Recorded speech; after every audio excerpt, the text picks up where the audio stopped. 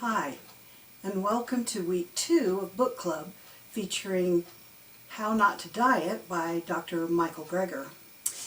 In pages 31 through 60, he focuses on the consequences of the obesity epidemic. With portion sizes rising all the time, no wonder we're gaining weight. Since I was a kid, portion sizes at McDonald's have increased 250 to 500%. And we're just bombarded with processed foods and foods that are loaded with salt, oil, and sugar that make them so good, tasty, that we are drawn back again and again, even though we know they're detrimental to our health. The big food companies do not have our best interest at heart. They want a profit, and they get it. The temptations are everywhere, but Dr. Greger gives us hope that there are better choices out there. I've been obese since the age of 8, and over every year I would gain 20 pounds or more, and I reached a weight of over 400 pounds. This is a picture of me just 3 years ago. I had Dr. Greger's ABCs of obesity-related ailments. I had arthritis, back pain, cancer, diabetes, depression, foggy brain, gallstones, GERD, let's think what else, heart disease, immune disorders, restless leg syndrome, on and on and on. I was on 14 medications. That gets expensive. But the real cost of obesity was physical, and it was life-threatening. I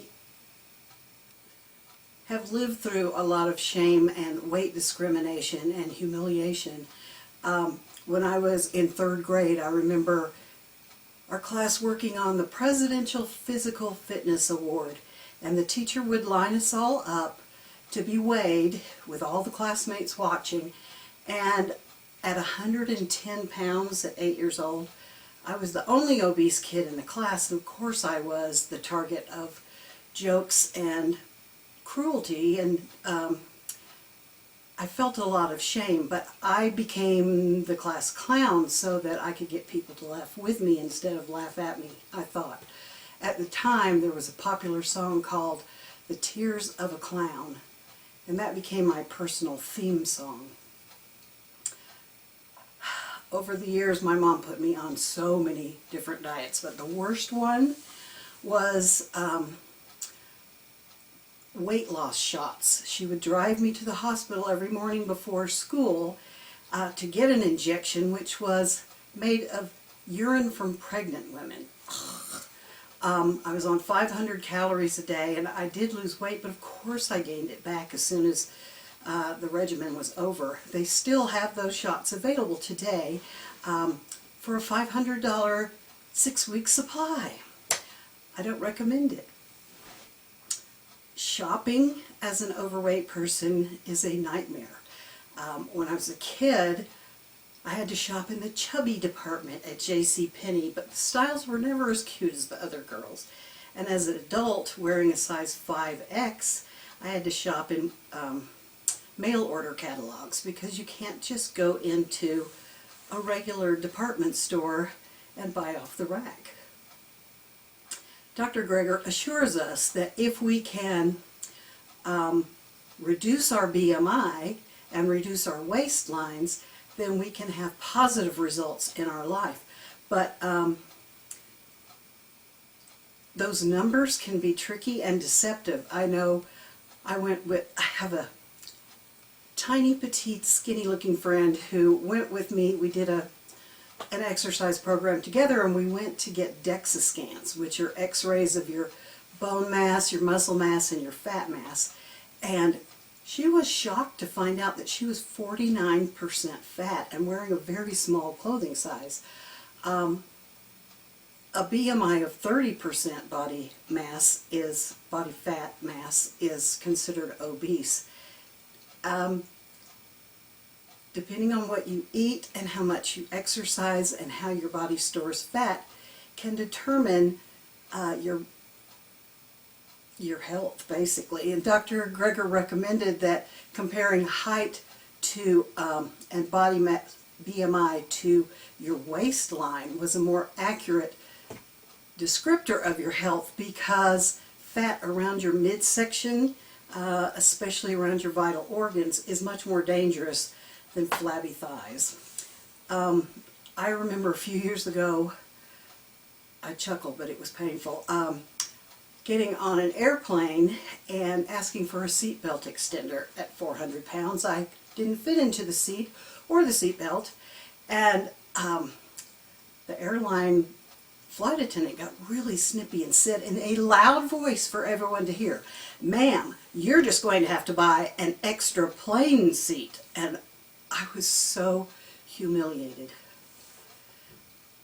However, I remember just a couple of years ago sobbing with joy because I realized I no longer needed a seatbelt extender. After losing over 200 pounds, my life has changed in so many ways. Eating a whole plant food diet has brought me joy in learning how to cook, learning how to taste textures and flavors and recipes that I never dreamed I would learn how to cook. But having a lower BMI and better health has opened up adventures to me in travel, in dance, in hiking and biking, and life just gets better all the time. I could lose weight. I still need to lose about at least 50 more pounds. So I'm very grateful to you for being on this journey with me, because there's a lot I need to learn. But I have hope. Don't you have hope that these tips, tricks, and tweaks that Dr. Greger provides are going to allow us to find a healthy way to lose weight? We just needed correct science. And as he said, we need time. We need to put in the effort. Some things you just have to do, and losing weight is just one of them. And we need lots of delicious plants.